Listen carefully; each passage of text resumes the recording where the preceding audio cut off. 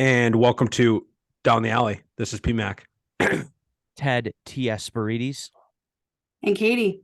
I got a little sideline voice here. So I'm coming back down to earth. I'm reading through texts. I'm opening up Lax Hub as we speak. I haven't looked at anything. So I currently don't know where I don't know who got drafted first overall. Don't tell me. I don't know who the Vikings drafted. I don't know who won or lost. I don't know.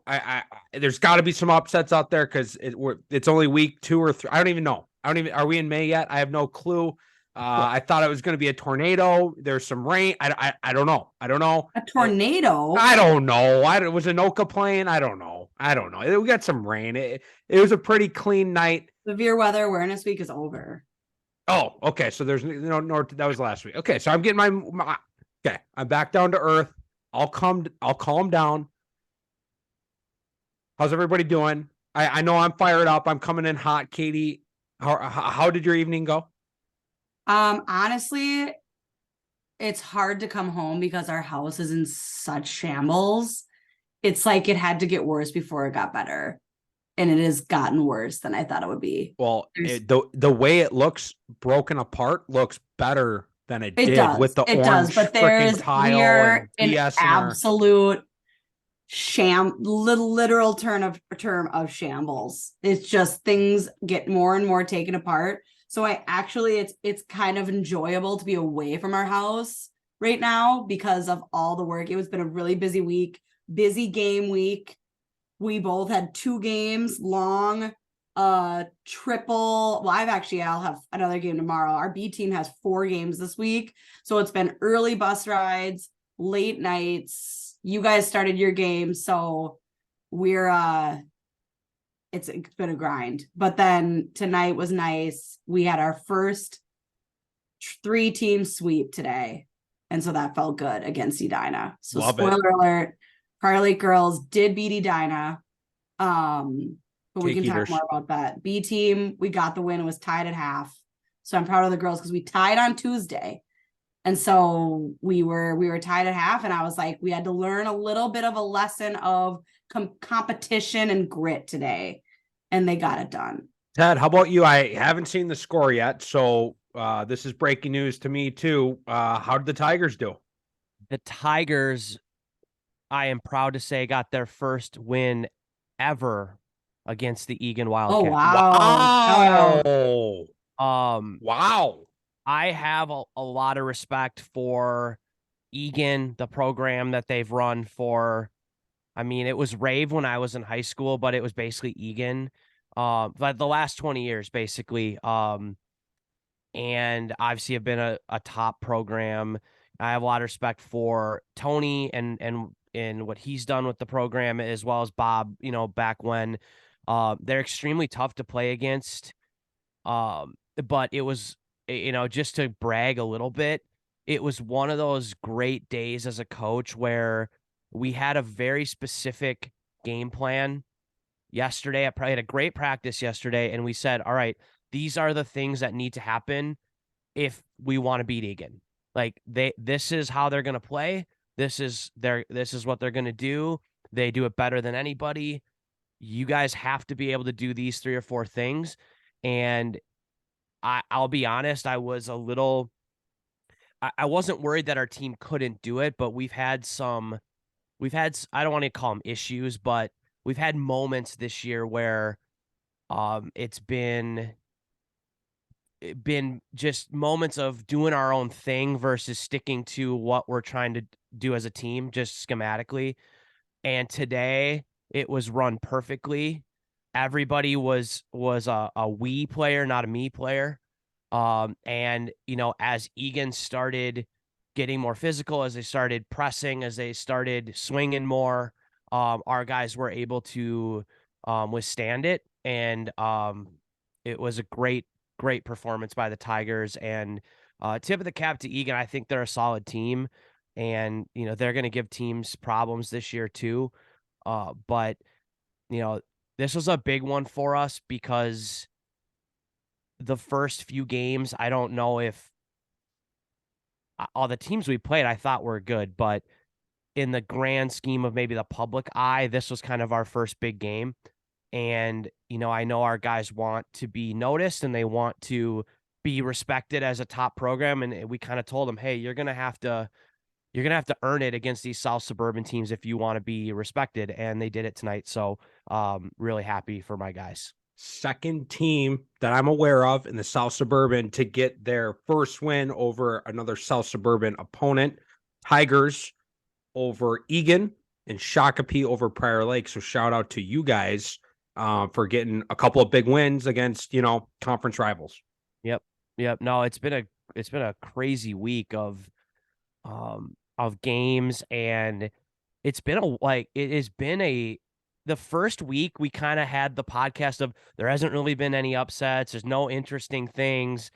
And then in the last week, I feel like it's been all interesting things. This has been a big week.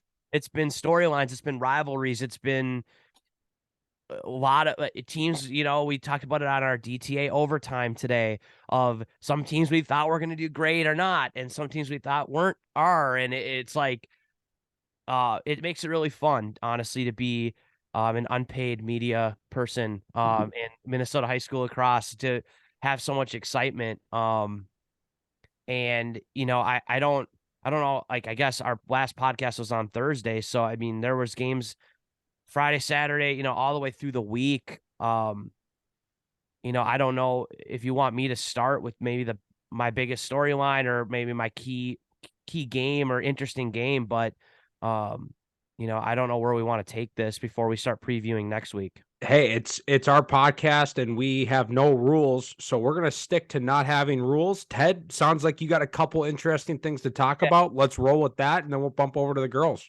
Yeah, so I think you touched on it, and again, not to bring up sore memories, but tip of the cap to Shakopee for getting their first win against Prior Lake. It's been, I know, a hump they have not been able to get over until this year. There have been some close ones in the last few years, and PL has been sort of able to, find a way in the end to win. But tip of the cap to them for that. But I think one of the more interesting things for me is Edina this year. I know that there's been some interesting stuff with Edina and our podcast and whether they like us or don't like us or whatever. But to give credit where credit is due, we've been hearing rumblings that they're a better team this year. They were young last year and they felt like they kind of took the next step, and a really nice opening Friday night win versus Rosemount, who was ranked number 6 at the time. So you call that a top 10 win if you want. And then turned around and beat Eden Prairie. And I was like, well, we'll see where Eden Prairie's at. And then tonight, Eden Prairie took Lakeville North to overtime. So, whoa. Yeah, 12-11 North over Eden Prairie in overtime tonight. So, Edina, we see you, right? Yeah, I think they're a good team this year. I think they're only going to get better. That was kind of an eye-popping score for me. Tuesday night, there were a lot of big games, and there was I guess the only real surprise, like, I wouldn't even consider Shakopee beating Prior Lake like a surprise. I think Shakopee, they're both really good teams, but Lakeville North beating Rosemount 17-9, I thought was like, whoa, like North is unstoppable. And then tonight, Eden Prairie showed that they can run with them. So, does that say more about Eden Prairie though than maybe North? Is Eden Prairie a little more back than maybe we originally thought? Again, I'm speaking out of I'm following up on scores here. I don't know how the game actually went, or was it an off night for North, or is Eden Prairie more back than maybe we thought? I didn't see the game. Obviously, I had a game myself tonight. But Eden Prairie lost to Edina 9-6 on Tuesday. So that, and a nice turnaround for them. I personally think Eden Prairie has pieces, and I think they're a young team as well. Ward is a great coach, and I feel like he's done a really good job over the years of maximizing whatever they have. And, it's hard to say like, oh, like maximize what you have at Eden Prairie, right? Like Eden Prairie is a massive school with athletes, but they're not always a top 5 team dominant all the time. Like they've had leaner years and they've been able to, show that they can be one of the better teams at the end of the season. So, great game for them. Um, I think there was one on Wednesday that caught my eye. I just want to make sure. Buffalo and Orono on Wednesday night went to overtime. Buffalo wins 6-5. Orono is kind of turning some eyeballs, I think, and certainly on notice from me. They've battled with some of the better teams. Say what you want about Buffalo this year. Maybe they're not having the season that we thought they would, but I think again, Orono is kind of right there with and has played good halves at times against some of the best teams in the state. So thought that was interesting. And yeah, I think other than that, I think everything else has been as expected. I thought actually tonight, we can touch on tonight's games. Tonight actually had the most interesting games of, I guess, scores slash upsets, if you will. Call Farmington over Egan an upset. I would consider it an upset. We were at Egan, but the big one is Moorhead over Shakopee 7-6 in double overtime today. So kudos to you / us on calling this on, was it DTA overtime? This morning, yep. So a big, we did a deep dive on this game as well as others. And, we heard rumblings. They had, a PJ up to Moorhead to help with travel. Something happened with the donor and weather and fun. I don't know. I don't know what happened. They had to bus it. And I don't know if they were late to the game. I don't know. I don't know. I don't know all the details. They're not have school tomorrow. I hope not. I hope They must not have school tomorrow. I don't know. I don't know the details. I'm not in Shakopee. I'm not in the school. I try to avoid that zip code as a prior Laker. As a Laker, I try to not go in that zip code if I can. So, trap game. Ted called it a trap game. I heard rumblings on trap. I don't know. I don't know if they have school tomorrow. I don't know. I don't know anything. However, Ted jumped in with trap game, and Ted, kudos to you. You nailed that one. I'm really surprised because I was at your game on Tuesday. Hey, so Moorhead must be really good. I'm getting texts from a college coach. I talk to some college coaches sometimes. They were watching. They're watching this Moorhead game, and just shout out to Moorhead. Nice stream. They're pumping the stream. That's the storyline. Yeah. Okay, so maybe Ted maybe have some. Okay, so I don't know. I haven't talked to you about this. This is from the text. I guess they have a nice stream. It sounds like Ted has something to add to that. And there's players getting noticed from Moorhead. Moorhead's passing the eye test. Moorhead is passing the eye test. Ted, I'm going to pass it over to you because it sounds like you have something to add. Maybe about the stream, maybe about the eye test. I don't know, but Moorhead making noise, big win. And when you beat the Shaco, when you beat that zip code, you get a clap from me, especially on a week I lost to him. I will say this. Tip of the cap again to Shakopee for going up there. I think that's a game that that your team is going to be at a competitive disadvantage with the travel, but Moorhead comes down here all the time to play games. So like that, shout out to Shakopee for saying, sure, we'll come up and play you. Give the guys a home game, right? The Spuds a home game. I watched a little bit. Hey, odds Shakopee never goes there again. Well, so that's all day is like you have a lot to lose and not a lot to gain, right? Doing something like that. And that's tough, right? But I will say Moorhead, I think people thought Moorhead lost a lot of guys, and maybe they did. But we talked a little bit about them on our Section 8 deep dive. And they did return a lot of players that were contributors last year. So I think people maybe slept on them a little bit, and them being so far out there, and they don't play, they're just not around here doing all the stuff, right? So I think they just kind of get forgotten about.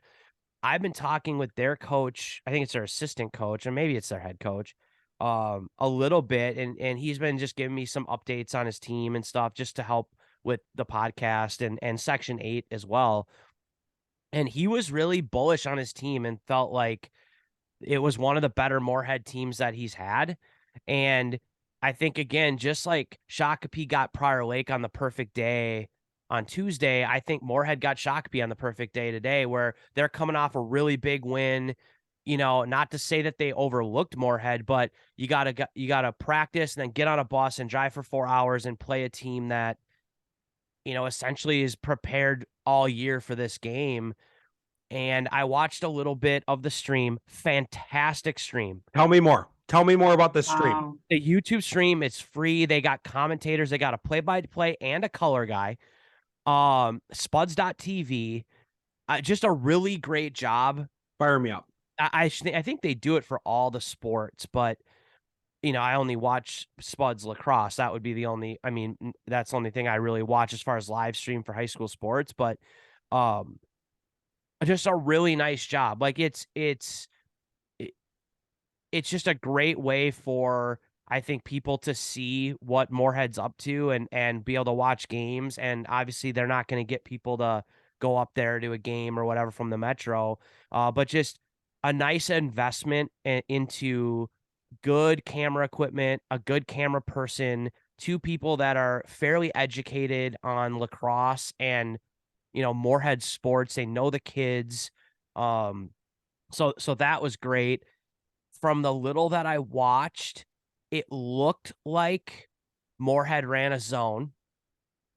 So some of Down the Alley Nation will hate that. Some will not hate necessarily me, but they might get some flack for that from DTA Nation, not from me.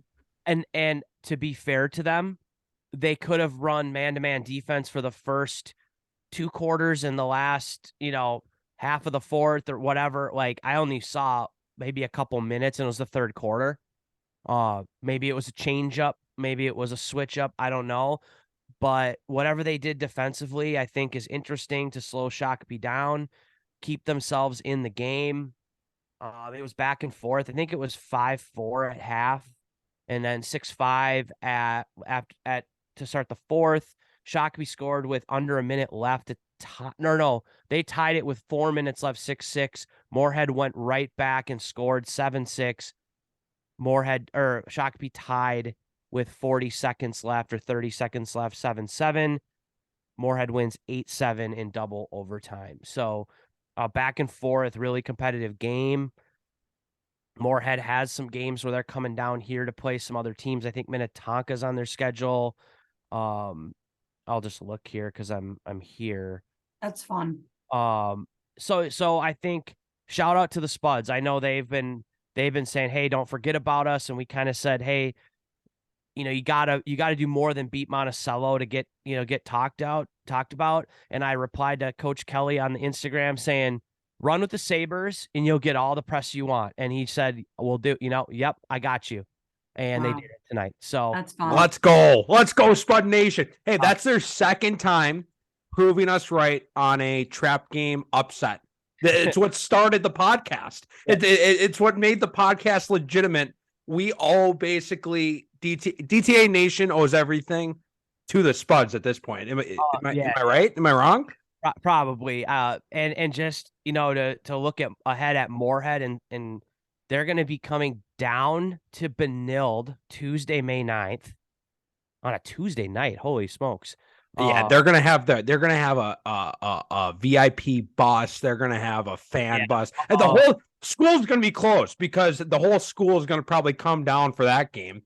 And then Friday, May 19th at Tonka, Saturday, May 20th at Hill Murray. So the back-to-back down here for another trip down to the Twin Cities. So talk about Delta Sky Mountain. They're gonna be going to Cancun for free after the season.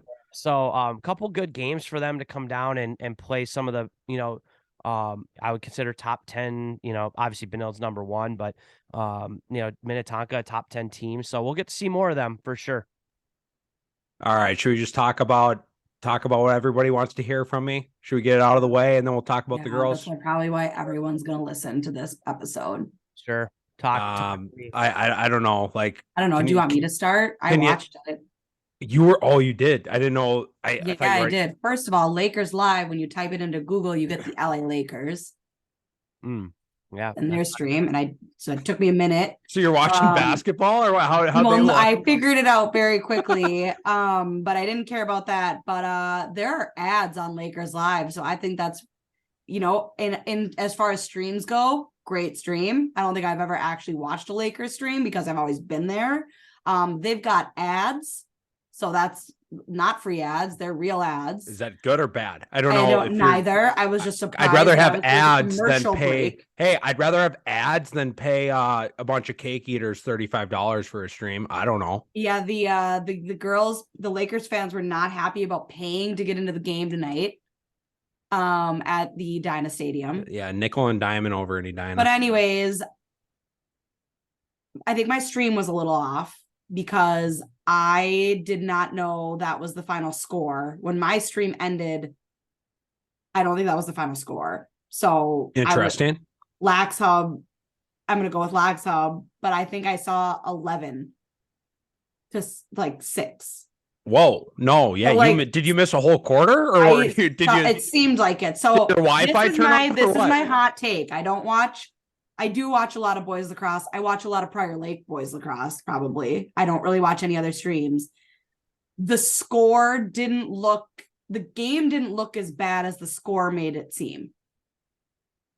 Got you know what I mean? Yeah. It looked a lot like, again, I'm watching a stream, whatever. I'm not in the stands. Number 1 on Benilde. Yeah, we can talk about him. That's a good place to start. That's a very good place to start, actually. Go ahead, and I'll add on. You never take your eye off him. So number 1. I am not a fan of the uniforms. I'll say that. Okay. Slow down. Number one he first. Is dominant. So number one, player comparable. He is Brennan O'Neill off of Duke.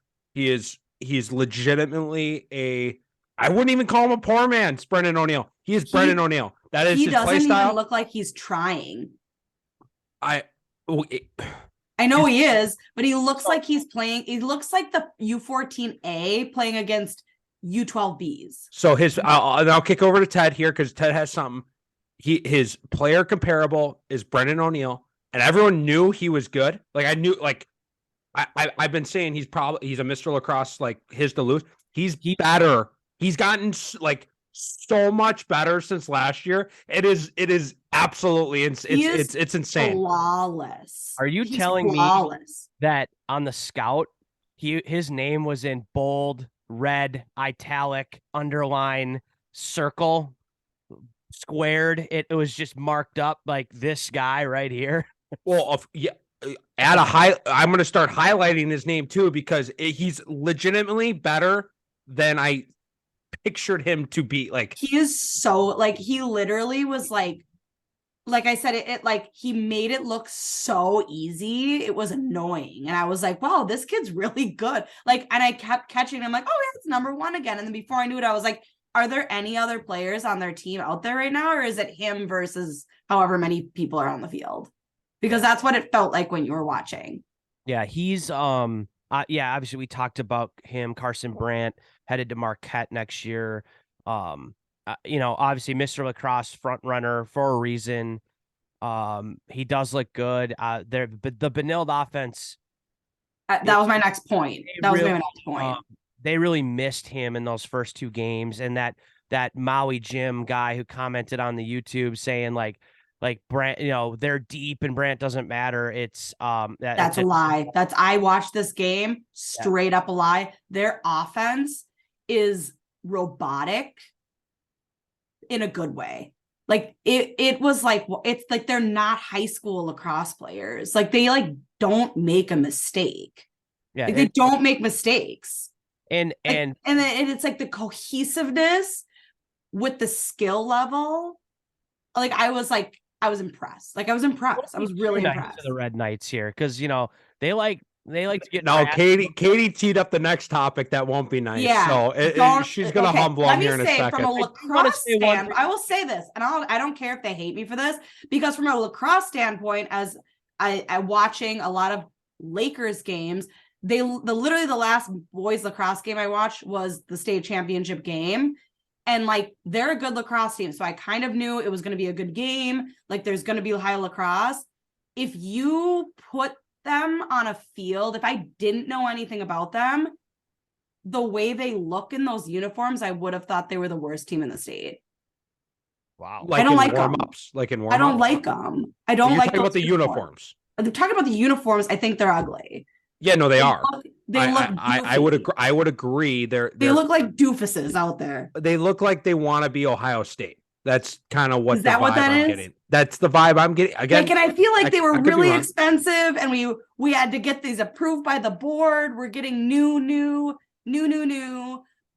brand highlight reels, looking really cool. I feel like they tried really hard to be really cool, and I just feel like it was a miss. It's a miss. Like hot or not, like it was a not for me. It's a no for me, dog. I would for sure give it a really low score if we were walking the red carpet right now. This would be on the E reel of like what not to wear at the Oscars. So what do you got? It was hard to kind of tell. I wasn't up close. I've heard some stories about the uniforms. I won't drop it here on the podcast. I'll tell you guys off the air, but from what I saw, was it like a throwback red uniform and a chrome silver helmet? Yeah, and the shorts were just a little. Ted, go ahead. Not in style. What do you got? I thought like the uniform itself was cool. I thought like the throwback red with the chrome was a cool combination. Like it like at face value. But it didn't look like Benilde to me. It was very much off brand for Benilde.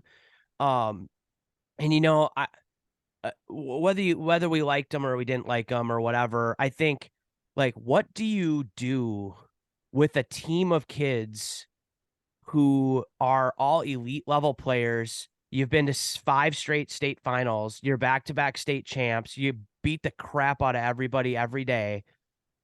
Like, yeah, you give the kids what they want. Like, I know, like they were like, we got to do this, and it's like, I guess okay. Like, I kind of feel like you have to like you, Katie said it. They're so robotic. They're so good, and like the expectation is so high all the time. You got to like throw them something to like make them feel like they're kids again. Do you know what I mean? Yes, like, I do. That's kind of where I'm like, that was cool that they did that, because it's like, I feel like you walk into Benilde and you strip all identity, personal identity away. Like you're going to do this and this is your job and like execute and we're winning state. And that's the, like, I could be wrong if that, but I get the vibe. That's what it's like there. And that I'm sure a lot of people love that, but like, okay, like those kids got to get new uniforms. Like, you know what I mean? Like winning state, like that's just like the expectation now, but getting new uniforms is like a cool thing. So I do agree with you though. I think it was a little bit like off brand for BSM, it just didn't look right, but hey, and that could be the new coaching staff, right? They're trying to freshen things up and whatever. It's working for them. I mean, look good, play good, I guess. I don't know, but yeah. Tell me about the call. Okay, so what happened? Yep. Hold on. So it's been speaking of Ohio State, because Ohio State was involved in a glove gate. We've had glove gates, we've had stick check gates, we've had ball gates in football. I hope you're not going where I think you're going with this. Tonight we had a chain gate. Okay. I don't know what you thought we were going, but I thought they were going to be like, you can't wear those cleats. It's not your school. No, we didn't have a cleat gate. Maybe that's what's next in another game or something. Like you can't wear those soccer cleats. Was not a cleat gate. It was a chain gate. A point of emphasis this year is the chin straps. I guess maybe throwing chains. I don't know. Yeah, you're not allowed like like a necklace. A necklace. Yeah, a necklace not chain. jewelry. Yeah, like no right, jewelry. The girls can't wear jewelry, so why can the boys wear jewelry? So He was wearing a necklace. They warned everybody, and our friend Joe called a chain check in the middle of a Was play. it a cross? Because that's on God then. I don't know. Cool. I don't know. So again, love them, hate them. I'm not Interesting. going to go out with them anytime, but shout out to Joe. You got What was chain. the penalty had to serve then? Didn't have to serve because we had possession of the ball, so we lost possession. Red Knight ball. So Did he have to sit in the box? No. nope. We lost Oh. possession of the ball. There's no I thought penalty. he was sitting over If there. it was, but we had possession, so it was no penalty. If we didn't have possession, I think it would have been a penalty. Again, first chain check that I've been a part of. So chain Had they gate. told him before? We got a warning. Everyone got a warning. Take your Got chains it. off. Got Take your it. chains Mitch off. will have like 5 like chain necklaces, crosses, whatever in his pocket every game for guys to Yeah, like you have to take them off. It is a rule. yeah. Whether or not you want Rule to on girls, it's been a solid- rule on girls forever. Yeah. So no, that's Huh. interesting. Chain gate. I think I guess maybe final thoughts. Benilde's a great team. I think Prior Lake's still kind of getting their bearings. Really tough way to start the season with Shakopee, Benilde back to back. Emac, what are your thoughts of the game? No, you covered a few of the first points. Another player to definitely shout out would be Gus Bell. Yeah, his name was Absolute every snipe. word. Absolute snipe. He's got a cannon of a shot. Yeah, he does. I would agree with you. Like maybe especially the final score. There's a few garbage time goals, late in the game. We're pressing out, whatever. So take the score however you want, but it definitely had a playoff atmosphere, playoff feeling, much different than Tuesday for us. Yeah. So I could see that on the stream. Like they seem to be playing a lot better in my yeah, opinion. we definitely took a step that we're happy about. We're not happy with losing, but we're happy, with our process, with some of our details, with our play, and that was a feeling, the feeling of that game much better, headed in the right direction for the Lakers. I'd also like to shout out another guy. I know we talked a lot about Benilde players, but Ben Mickett for Prior Lake, he is just as much of a factor as Carson on Benilde. Very different type of player, but I mean, 5 goals tonight against a defense that was giving up 2 goals a game, basically. So, he outscored their goals against average by himself. Another guy with an absolute hammer from the outside. And so that's where I like maybe just being kind of the objective guy in the room here about Prior Lake. I mean, if you have a player like that in high school, you could win any game. Like literally, I give the ball to him and get out of the way.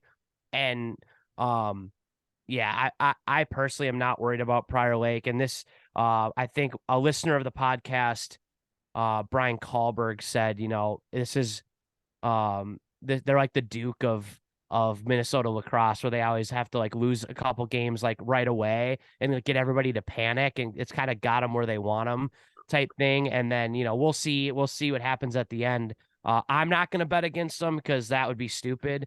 Because like the last, God knows how many 5 years or whatever, they've proven to be able to get to where they want to go. So, I'll Yeah. also say from the little bit I watched too, the other number one, Eli's number one, right? Yep. He also stands out to me. And defense is kind of a thankless job. And on Tuesday, I feel like, and today, he really is an anchor. So I agree. I mean, don't count him out yet. We know better than that. A couple notes from another fan of the show that was at the game. Would agree with you, Ben Mickett. Phenomenal player. He's the real deal. Obviously, I think he was like an All-American last year, Laker. Yeah. One of my guys. So I kind of feel weird shouting out my guys, but yeah, he's like I have nothing but good things to say about him. He is the real deal. This is not my words. This is someone else's words. They are calling BSM mortal. So maybe they saw a couple cracks in the Red Knight armor. I'm Mm. not saying that. This is from a listener from DTA Nation. And they're shutting out PL's rides and clears. I guess they liked what they saw in the Really? ride and clear game. So again, not my words. Hmm. This is from a listener of Um, DTA Nation. Another score to shout out tonight. Obviously the PL Benilde game was the feature game, but New Prague and Jefferson. Jefferson wins 10-7. I think that's a says a lot about New Prague, a team that was getting beat 15-1, maybe even a year ago. Very young team, a lot of sophomore. They have a big group of sophomores. And I think that's a step in the right direction for New Prague. Of course, they're Huge. Section 1 team, so just keep adding these up and comers into the section. It's doesn't it's always tough, but we always cheer for other Section 1 teams to be good. I think it makes our section better and makes it more respectable. So shout out to New Prague. And this is a game Jefferson needed. They've had their early struggles. We know that they're young. Yep. And they put up 10 goals. So hopefully this gets their offense a little bit of confidence. Maybe they got to work on, not saying, New Prague's bad. Like they were in this game clearly, but maybe they got to, going against Benilde's defense is probably a lot different than going against New Prague's. They could work on some things, go through some of their sets, and they got to put some goals up on the board. So hopefully Jefferson's offense feeling a little bit better going into next week. Yeah. Okay, I'm going to shouting out these because, it's hard to eat like a full meal, while we're podcasting and we don't have a lot of food options. I just deleted these Von Hansen meat sticks, whole package. Is it the hot cheese ones? The hot cheese ones. Oh my God, they're the best. Dude, I'm on my last. I'm deleting this whole thing. How do you feel about the spice level though? They got a kick to them. A little kick. I just finished a water bottle, so I'm gonna have to go grab some more water here. They're not like maybe the most spicy thing you've ever had, but they're not mild. No, not mild. And usually you're like, hey, give me a little more spice. This is like the perfect heat, little bit of cheese. Yeah. That's a very specific. They have a lot of different types of meat sticks there. Yeah. That specific one is super good. This is the one. Stupid pretzels they have too that are crack cocaine. Yeah. Those little jars of they're so good. Should we, Katie, I guess we've talked a lot about boys lacrosse. Yeah. Over to the girls. I'm going to go grab a water bottle here. Jefferson girls played New Prague too. So that's kind of a fun little double header for them. Conference game. Yeah. Any standout, I guess? Well, I do just want to stand out. So the East Side source has texted me and said, and I think this is something that everyone always talks about, is the two classes and when are we going to get there? And I agree. I don't know the ins and outs of the MSHSL. I would love to think that it's just vote on it and and give us two classes and whatever. And I don't know the repercussions. I don't know enough research on what happens when you do that and what happens to the sport and yada yada yada. In theory, I'm sure it's a great idea. I'm sure there's somewhere along the line that there's something we all don't know other than just our own selfish attitudes of being give us two classes. But I will say I like seeing some closer scores tonight. I didn't really look closely at Wednesday. I keep forgetting. I'm just not very good at numbers, but I want to shout out the close games because I think we've talked about this before. Regardless of if the teams are good or not, that's all relative. But when you get a 1-goal, 2-goal, even 3 or 4 goal game, that's a close game in lacrosse. And that's just fun. There's just more fun for everybody. So even first score tonight, I was talking to Alexa, coach of Holy Angels, my sister-in-law, we were talking about, she had a game at Visitation. I'm that's going to be a great game for you guys because it's going to be not a blowout either way. And we were talking about Visitation Stadium and stuff. And again, 11-9. That was probably a really exciting close game. Mhm. I'll shout out Becker Big Lake, a 9-8 game, like back and forth, I'm sure. St. Cloud Brainerd, 6-5. Even Sartell Sauk Rapids versus Rocori won 11-8. Buffalo, St. Michael Albertville, big rival, right? Yep. St. Michael Albertville beat them 9-7. Like that's a really close, That's a good win for STMA. fun Yeah. game. Like, Yeah. and like that's what I want to shout out, that it's like, I don't care that you're a team that's not in the Metro, and yeah, you would get crushed by a Metro team. Whatever. Having a game that's a 1-goal, 2-goal, like I said, even a 4-goal game, that's just so much more fun than any of the blowouts. It's fun for both teams. It's fun for the fans. You're learning, you're competitive. Whereas some of these big 10-goal, even 20-goal swings, like it's not like a waste of time, because like everybody deserves to compete, but you're not competing at that point. Yeah. And so like the East Side Source and I had a small conversation of just like, I don't know what we have to get to. Again, it's not my wheelhouse to know numbers and stats and all that kind of stuff. I leave that to my source stats guy. But like, I just, it's cool to see new names on the Lax Hub, teams that are having competitive seasons and having competitive game nights. And that's what it's about. Yeah, I was just looking last Friday. So obviously we did our podcast Thursday. So those weekend games, we don't we touch on the preview, but we don't really recap them too much. Right. But Friday night, 6-5 Eastridge over Woodbury. Yep. And 7-6 Park over White Bear Lake. So 2 1-goal games there. Yep. And the Eastridge Woodbury was the doubleheader with the boys, like super fun. And then a team that I want to talk about, and I'm gonna try to look for their score here, but Maple Grove girls off. We talked about them a little bit on DTA overtime, but I do want to shout them out on this. Having a great start to the season, and I'm just gonna give them a search here because I thought they had a close. And I'll shout out. So I think there's some anomalies here. Chaska only losing to Eden Prairie by 2. Yeah, so here's the 1-goal game, because you're talking about it. Yep. Maple Grove beats Elk River Zimmerman 10-9. Yep. And then Elk River Zimmerman, did they beat Andover 6-5? Yeah, something like no, they lose. Andover just they beat someone just beat Andover by 1, I think. Centennial, it was 6-3. Okay, so it's pretty close still. Yeah. And so a lot of girls' games, especially in the Northern Metro, are like lower scoring than I've traditionally seen in the girls. You don't usually see those low single digit games in girls. Am I wrong about that? You're not wrong. You're not wrong. That's a testament to the goaltending is getting a lot better, I think. And like a lot of close games, 1-goal games, like you said.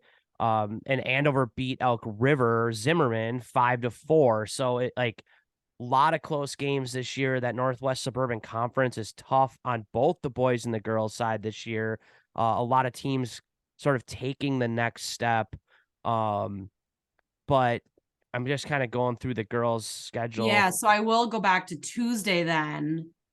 EP Edina was 10-13, Edina winning.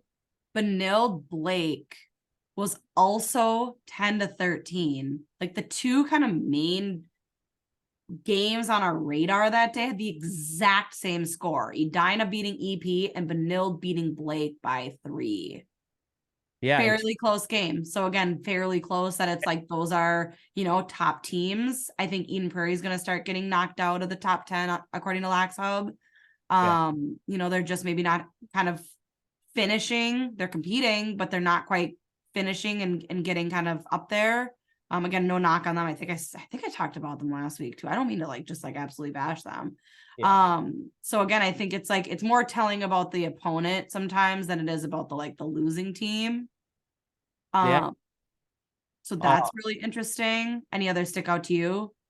I'm just looking that Yeah, Maple. you're right. Centennial Andover was 6-3, and Blaine Anoka 6-5. Like, you're right, very low scoring, which is kind of unusual. Hermantown Proctor girls beat Duluth girls 11-10 on Yeah, Wednesday, so another close game. Tonight felt like tonight had so many good games. yeah, we can go back to tonight. Nothing. I think you touched on the big one here is St. Michael Albertville over Buffalo 9-7. I think rivalry game. Right, they're big rivals. Yeah, Teams that are, I think, gunning for Section 8 this year with Elk River. So there's like a kind of a 3-horse race there. Really interesting. I was really curious about the Rosemount Simley game. Rosemount came to play tonight. Yeah. So I think that will help their rankings. I think they also have maybe not had the start that, being a section winner and a, state championship or state participant. Sorry. No disrespect to the actual champions. So Chanhassen beat Chaska 19-3.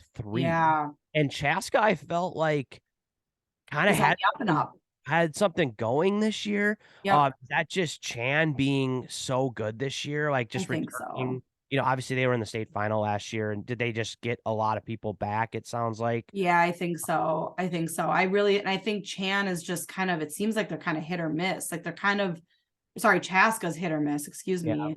Shout out to Josie. She did hit 100 goals, I think I saw, didn't she? Yep. And she got Star Tribune Athlete of the Week too. Oh, she did. Yeah. So shout out to Josie. I guess I will touch on the Prior Lake Edina game because I think that's kind of telling for our section. Edina's, so we watched Edina EPs, and I think I talked about this on the overtime one.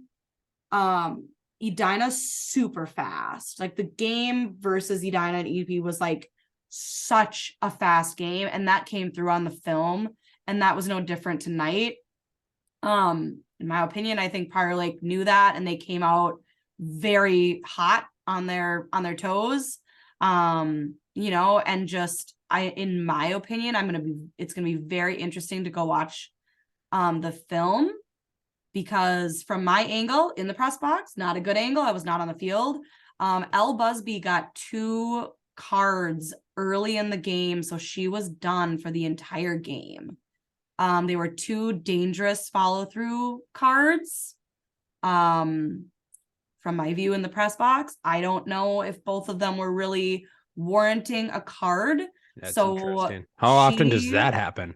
I feel like sometimes someone gets hit in like the actual face with a stick and there's not a card.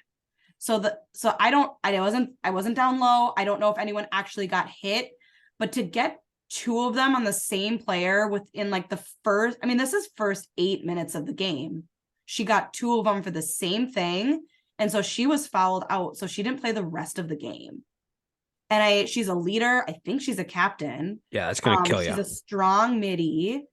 I feel like they just couldn't bounce back. That it was kind of, honestly, in my opinion, I didn't have to be on the sideline. I wasn't on the sideline like playing against them. It wasn't like a happy moment. Everybody loves Elle. Like, she's a good player. You want to go against the good players. And for that to happen, it just kind of changed the course of the game. I'm not saying Edina didn't show up. They definitely had some great opportunities, some great goals. It was close there for a while. But it was kind of an odd way to start the game. I'm not going to lie. And like I said, I'm going to be really curious to watch the film, but in my opinion, they were soft cards. I'm going to go out and say it. She's a good player. She's one of probably their top 3 players, and it hurt them tonight. So it was kind of a bummer that happened. I'm happy we won, obviously, but in my opinion, it's kind of a bummer that she couldn't be out there kind of pushing us to be better players tonight. Looking ahead to the next 2 days, we won't look ahead, in terms of time here. We want to keep this thing moving along. There's a few games, boys and girls here Friday, Saturday that are catching my eye. Tomorrow night, girls right off the Yeah. hop, Lakeville South Chan. Big game. That's gotta be it's gonna be well attended. Yeah. Katie, Hopefully. anything? Yeah. The girls are getting out of practice early, hopefully, if everything goes according to plan and we practice good, to kind of do some team bonding and go out and watch it. They know a lot of the players on both teams to go support friends that they know, but also kind of see what's coming down the pike. Prior Lake plays Chan next Friday, Cinco de Mayo. So no stream from Chan, right? Are they still doing the no stream game? Chan I don't know. girls stream, I believe. The boys, they may still. I know in the past the boys have done a private stream that dads have done. Yeah. And I don't have connection there anymore. Yeah. So I don't get the Right. the private link. The girls' games have been streamed on Storm Athletics YouTube, I believe. Okay. At least I a think couple of the games. weather isn't supposed to be very nice, but I think the girls are going to go out and watch that. But that is going to be a huge game. Yeah, that'll be good. Irondale, Mounds View. Those are the two schools that are rivals. Yep. Yeah. So on the boys' side, they're pretty heavy rivals. yeah, and I would assume that would again, I could be totally wrong, but I would assume that might carry over to the girls as well. So, they don't play. Irondale plays Rochester Lourdes tomorrow night, Friday. Oh, they play Saturday too. Sorry, I was looking at Saturday. They played back to back then. Yeah, you're looking at boys. Friday is Oh yeah, girls play too. Yep. Okay, so they do play Friday night, tomorrow night. Yes. Yep. Okay. And then how's all right, maybe I should look before I ask. Okay. How I'm still at girls Friday night. Creighton versus Stillwater is another one. It's the third game that caught my eye. For sure. Any predictions on any of these games? Let's start with Creighton Stillwater. I think it'll be a close game, but I think Stillwater will win. Okay, I'm gonna fade you just for fun. I'm gonna go Creighton. I don't know why I never pick private schools. JP, wherever you are, write this down. DTA, hold us accountable. I'm gonna say Stillwater is gonna take it. I think during our game they kind of shot themselves in the foot. I think there were some weird game things that went on that kind of were against them, in my opinion, that they could have rivaled us. I think it's gonna be a close game, but Stillwater will win. So they pass your eye test? Yeah, they do. What about Chan Lakeville South? I was gonna go Irondale Mounds View first. I have no idea. I'm gonna go Irondale because I'm gonna go Irondale fans. I'm gonna go Mounds View. Yeah, I'm gonna go Irondale. We're more connected with them. All right, and then the big one, South Chan for Friday. I'm gonna pick Chan. Yeah, I'm going Chan as well. I'm picking Chan. I don't think it's gonna be an easy win. No, but I think I'm gonna go Chan. I'm gonna go Chan. I'm gonna go Chan as well which I hate because we play them next week, but I think it's Chan. On the boys' side, girls, I went top to bottom. I'm gonna start on the bottom for the boys. STA versus Mott. Kind of a rivalry. I is what I hear. Private school, public school, a lot to like here. Two teams that are kind of, figuring it out. I think both teams may be back, a little bit more than maybe last year. I think I could see this one going either way. Ted, any thoughts? Yeah, I think last year it was an overtime game. Their conference, I think they're in the same conference, so they play each other every year. Interesting. Matamidi beat Centennial in the first game and then lost to Chan. St. Thomas lost to Woodbury and then beat Egan, and they've had a couple other ones, Blake and Two Rivers, I think, a couple lopsided victories. So I think these teams are going to be similar. I think I will take STA. I am very high on Matamidi, but STA has been rolling lately offensively. So the only factor here, I think, is Matamidi's faceoff guy is pretty solid. So, maybe limiting possessions for St. Thomas, that could be a factor, in Matamidi's favor. I think it'll be close, though. And They had then that other face-off guy a couple years ago. Yeah, they It's like always Maryland or something, didn't he? yep, Yep. Matamidi is a face-off factory. Over to Irondale Monsville on the boys' Yeah. side as well. I'm definitely going Irondale. He's been on the podcast last few times. I like what they're about. I We like what got to they're get a doing. pick of the uniforms. Don't they always do a uniform for this game? I Yeah. think you're right.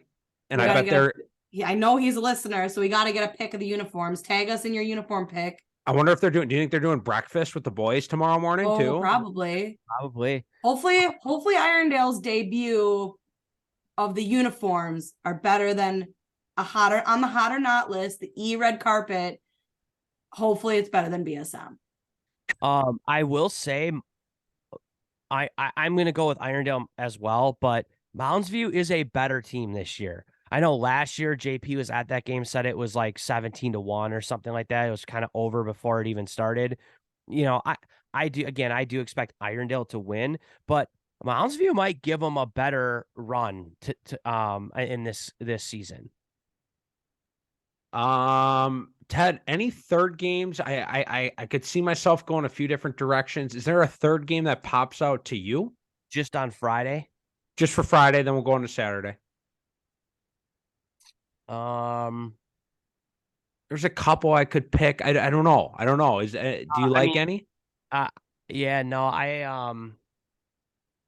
I think most of them will be pretty one-sided. The rest of them. So Okay. Saturday loaded though. Okay, on to Saturday. We'll go boys, then we'll finish with the girls. Saturday, boys, starting from the top, Chanhassen Tonka. Yeah, this will be a good one. Minnetonka is better this year. I shouldn't say better.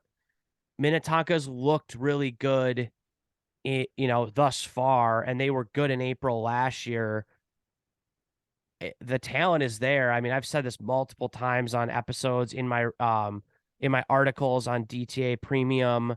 The couple games I've watched, like the talent is there. There's some details that need to be cleaned up, but you could say that about every team at this point. Chanhassen looks like just a machine right now. Like they just kind of just take care of business, and it never seems to be.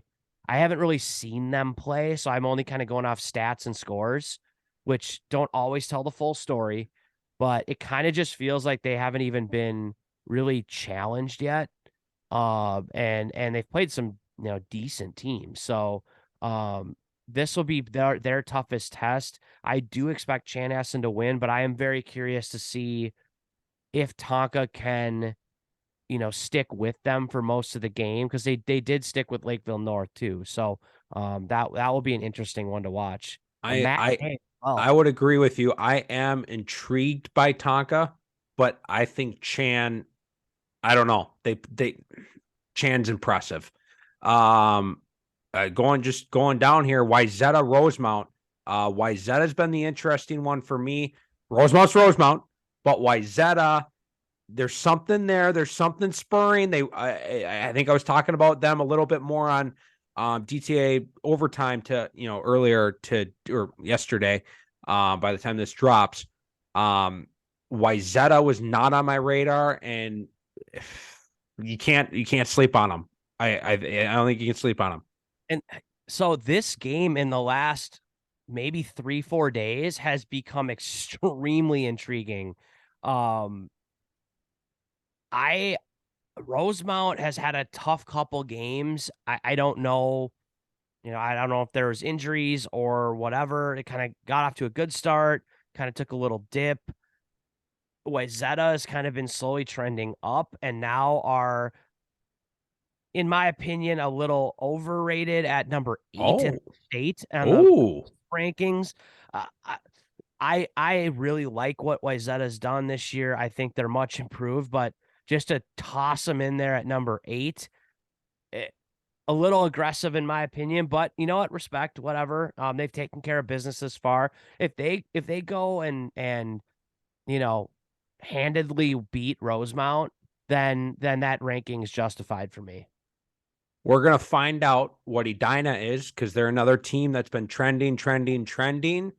We're gonna find out who they are. And again, Benild's Benild. They're away goon. Does Edina make it close? Do they struggle? Do they upset? Do they, I don't know. We're gonna find out where Edina kind of stands for real on Saturday. Yeah, I agree with you. I mean, these are the types of games where you want to be talked about. You want the love, kind of like Moorhead. It's like go take a really good team and play them close. I wouldn't expect Edina to beat Benilde, but if they keep it within a couple goals, again, respect. Like I think that's a good it's indicative of where that program's going. So that will be interesting.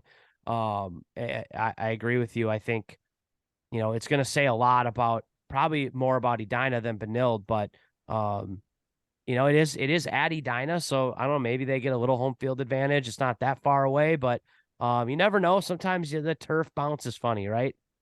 And another game that's gotten more interesting, I think, as the week has progressed, Woodbury Egan. I was really low on Woodbury. Another team I was wrong about. They're the start of the season 3-0 here. Egan they're the Wildcats and they play wild, so you never know what you're gonna get from them. Woodbury proving DTA Nation wrong. They're in the mix. I'm interested to see how this one shakes out. Yeah. Just Woodbury beat St. Thomas and then St. Thomas beat Egan. So I wouldn't be surprised if Egan beat Woodbury, just to honestly, just a trifecta in section 3 to just make that section meeting go 3 hours long for those coaches, because everybody beats everybody. I would love that. Over to the girls on Saturday. I've started high. I've started low on the MN Lax Hub list. I'm starting in the middle for this one. Speaking of the Spuds, they're coming down to Tonka on the girls' side. Spuds, Tonka, can they pull a double upset this week? Yeah, I think so. I think that'll be a good game. I think it'll be a close game. Yeah, I actually think I'm going to take Moorhead on this. I think that's going to be a really fun game. I think it's going to be competitive, like I said. This will be telling if Coach Anna listens. If I get a text tomorrow saying I went against her team, but I think it's a test. This is a test. It's not a trap. This is a test. But I'm going to take Moorhead. I think that's super fun. Just like the boys are coming down. Everyone's going up, everyone's coming down. It's fun to see the girls come down and play a game again. They must not have this is Saturday. Never mind. Saturday game. Yeah, going down the list.